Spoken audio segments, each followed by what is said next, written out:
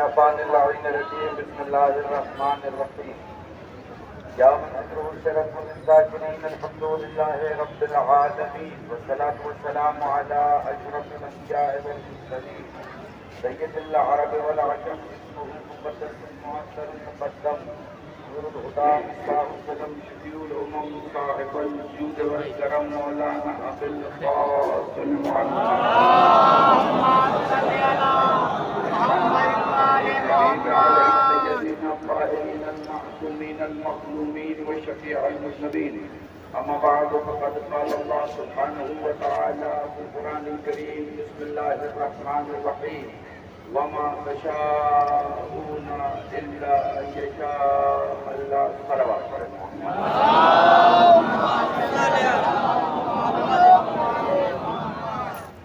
میرے عزیز بھائی سے ابھی آپ لوگوں کربلا جناب زینب کی قربانیاں اسلام اور اسلام کے معاملات کے سلسلے سے گفتگو سن رہے تھے.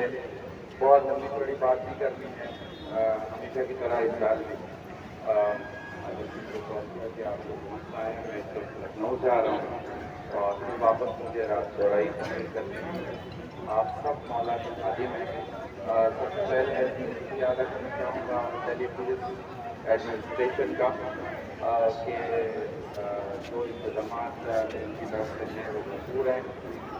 دوسرا ان تمام مومنین کا اپنی تعداد سے یہ احساس دلایا کہ یہ پروگرام صرف دلی کا بڑا پروگرام نہیں ہے، ہندوستان کا بڑا پروگرام ہے، ملک کا بڑا پروگرام ہے. ایک اکلوتا پروگرام ہے جسے پارلیمنٹ سے گزرنے کی اجازت ہے.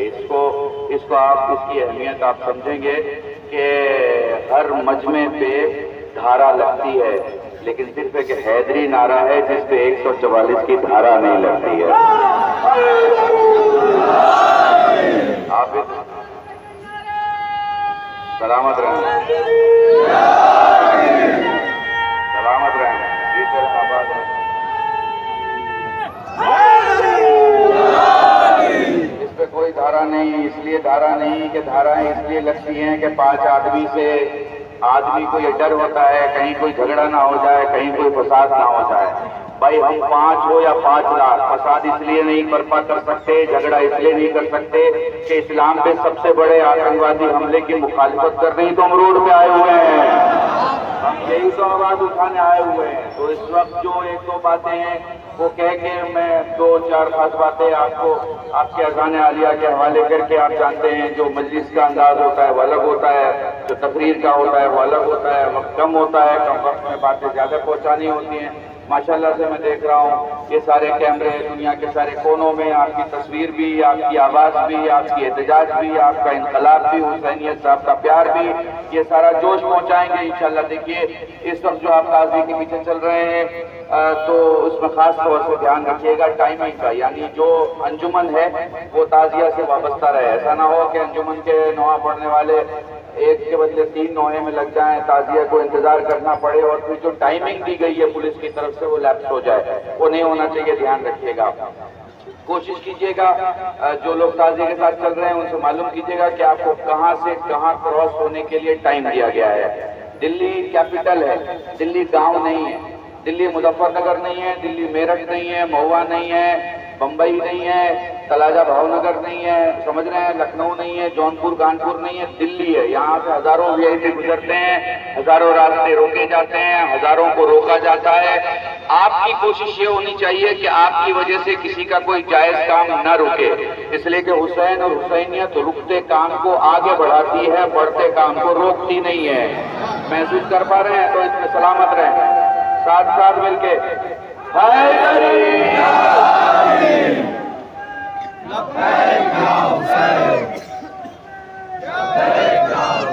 میں سلامت رہا. میں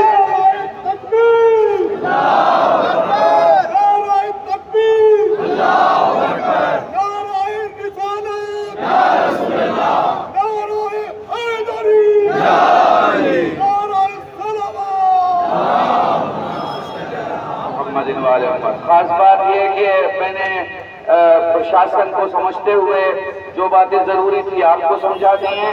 اب پرشاسن سے بھی کہنا چاہوں گا، یہ مظلوم کی ساتھ دینے والی بھیڑ ہے، یہ اپنا جسم زخمی کر کے حسین کی محبت کو محسوس کرنے اور کرانے والی بھیڑ ہے، یہ بھاڑے کی بھیڑ نہیں ہے۔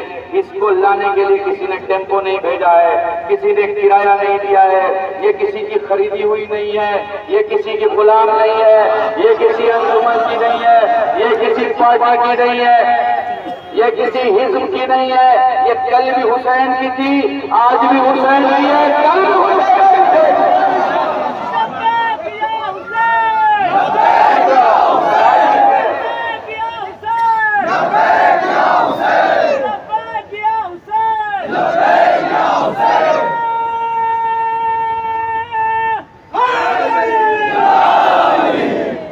کوشش کروں گا، جیسے کہ پولیس پرشاسن سے میں کہنا چاہ رہا ہوں، جس طرح سے ہماری قوم کے جوان تعزیت کے ساتھ آپ کی ٹائمنگ کو پرفیکٹلی میچ کرنے کی کوشش کریں گے، لیکن ہم انسان ہیں، ضروری نہیں کہ ہم بالکل ہوائی جہاز کی طرح منٹ 2 منٹ پرفیکٹ ہو، تو اگر تھوڑا لیٹ ہو جائے، دیر ہو جائے تو پولیس کی ذمہ داری ہے کہ وہ کوآپریٹ کرے۔ ہمارا ملک ہندوستان ہے، اور ہندوستان کی خوبصورتی ہے کہ سعودیہ میں عزاداری بند ہے، دبئی میں عزاداری بند ہے، ان سارے ملکوں میں عزاداری بند ہے جن میں وہ لوگ موجود ہیں جو یزید کے ماننے والے ہیں۔ سمجھ لو کیا کہہ رہا ہوں، تم پہ خدا کا احسان ہے کہ تمہیں بھارتیہ پیدا کیا، ہندوستانی پیدا کیا، مولائی پیدا کیا، اور تمہیں تو حق بنتا ہے دنیا کے تمام ملکوں سے اور ملکوں کے عزاداروں سے کہو کہ تمہیں سینے پہ ہاتھ مارنے سے اگر تمہاری حکومت روکتی ہے تو ہمارے بھارت میں چلے آؤ، ہم تمہارا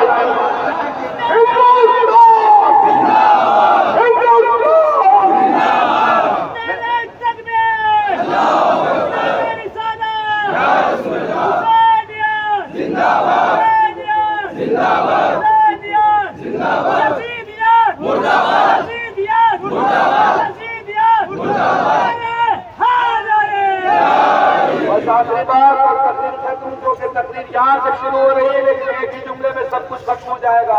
ہم زندہ قوم ہیں، ہمارا غریب بھی زندہ، ہمارا امیر بھی زندہ، ہمارا زندہ بھی زندہ، ہمارا مردہ بھی زندہ، ہمارا مکانوں میں رہنے والا زندہ، ہمارا قبرستانوں میں رہنے والا زندہ، ہمارا جو بول رہا ہے وہ بھی زندہ، جو نہیں بول رہا ہے وہ بھی زندہ، جو ماتم کر رہا ہے وہ بھی زندہ، جو ساتھ چل رہا ہے وہ بھی زندہ۔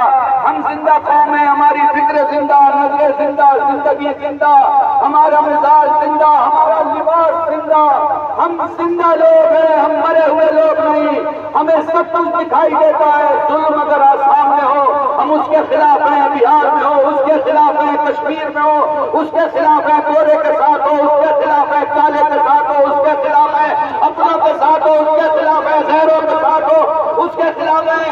ہمیں بتایا گیا ہے کہ زندگی دو کاموں کے بیچ گزاری جا سکتی ہے، یا تم زندگی خواہش کے لیے گزار لو یا مقصد کے لیے گزار لو۔ خواہش کے لیے گزارو گے تو بھی مرنا ہے، مقصد کے لیے گزارو گے تو بھی مرنا ہے۔ خواہش کے لیے گزارو گے تو مر جاؤ گے، مقصد کے لیے گزارو گے تو لوگ تمہیں زندہ رکھیں گے۔ اب اگر تمہیں سمجھنا ہے دونوں میں فرق کیا ہے تو سنو، 57 ملک کے مسلمان راجا اپنے کانوں میں رول ٹھوس اور آنکھوں پہ پٹی باندھ بیٹھ گئے، نہیں دکھائی دے رہا تھا فلسطین میں کیا ہو رہا ہے، مگر ایک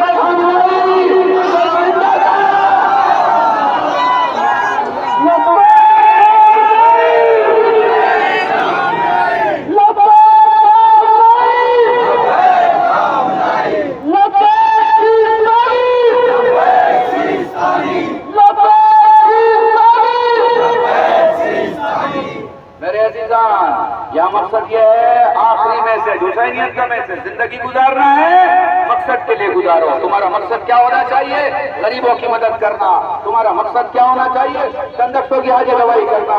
تمہارا مقصد کیا ہونا چاہیے؟ جو گرا جا رہا ہے اس کا بازو سنبھالنا۔ تمہارا مقصد کیا ہونا چاہیے؟ یتیم بچوں کی پرورش کرنا۔ تمہارا مقصد کیا ہونا چاہیے؟ اپنے علاقوں میں غریب لوگوں کے لیے اسکول کھولنا، اسپتال کھولنا، اچھے کام کرنا، رفاہیان کے کام کرنا۔ مقصد کے لیے جیو گے تو ملک تمہیں زندہ رکھے گا، خواہش کے لیے جیو گے تو قبر تمہیں مار دے گی، تمہارے بچے تمہیں مار دیں گے، تمہارے عزیز تمہیں مار دیں گے۔ بس ان جملوں کے ساتھ آپ سب سے خدا حافظ، اس امید کے ساتھ کہ جو پرچم تم لے کے چل رہے ہو پاک و پاکیزہ ذوات مقدسہ اس پرچم سے وابستہ ہیں، اس لیے کبھی تمہارے ہاتھوں سے وہ کام نہیں ہونا چاہیے کہ تمہیں شرمندگی ہو۔ دائیں ہاتھ میں اگر پرچم ہے تو بائیں میں ایمان کا دامن ہو۔ یقین کرو، شیعہ اسے کہتے ہیں جسے بتانا نہیں پڑتا وہ شیعہ ہے، شیعہ اسے کہتے ہیں جسے لوگ دیکھ کے کہتے ہیں شیعہ جا رہا ہے، حسین جا رہا ہے۔ میرے عزیزان، بس یہی ختم کر رہا ہوں، آگے آپ پروگرام آگے جائے اس دعا کے ساتھ کہ جن لوگوں نے بھی جس طرح بھی مذاہب بھی تو لفظ پڑھتا ہوں، مذاہب نہیں بھی نارملی میں یہاں مذاہب نہیں پڑھتا، میں یہاں صرف تقریر کرتا ہوں، مگر چونکہ مجمع سے کہا گیا ہے مذاہب پڑھنے کے لیے تو چل رہے ہو نا، پسینہ نکل رہا ہے نا، گرمی ہے نا، پریشان ہو نا، تمہاری ماں بہنیں تو ننگے سر نہیں چل رہی ہیں نا،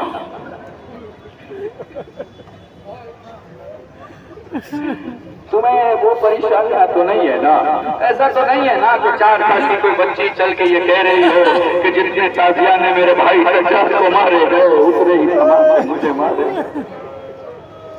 میں تمہیں کیا بتاؤں، کیا مذاہب کرنا، جب تازیہ تمہارے ساتھ ہے اور جب عباس کا علم تمہارے ساتھ ہے تو بس اتنا سوچ لینا جو ساری دنیا کو رحم و کرم سے دیکھتا ہو اسے کسی نے رحم و کرم سے نہیں دیکھا، اور جب عباس کی طرف تمہاری نگاہ جائے تو بس اتنا سوچ لینا کہ جو ہاتھ کھول کے سب کو عطا کرتا ہو، جب اسے ضرورت ہو تو اس کے ہاتھ کاٹ دیے گئے۔ جب تمہیں کچھ نہ سمجھ میں آئے تو بس یہ سوچنا کہ حسین جب جھک کے عباس کے کٹے ہوئے بازو اٹھا رہے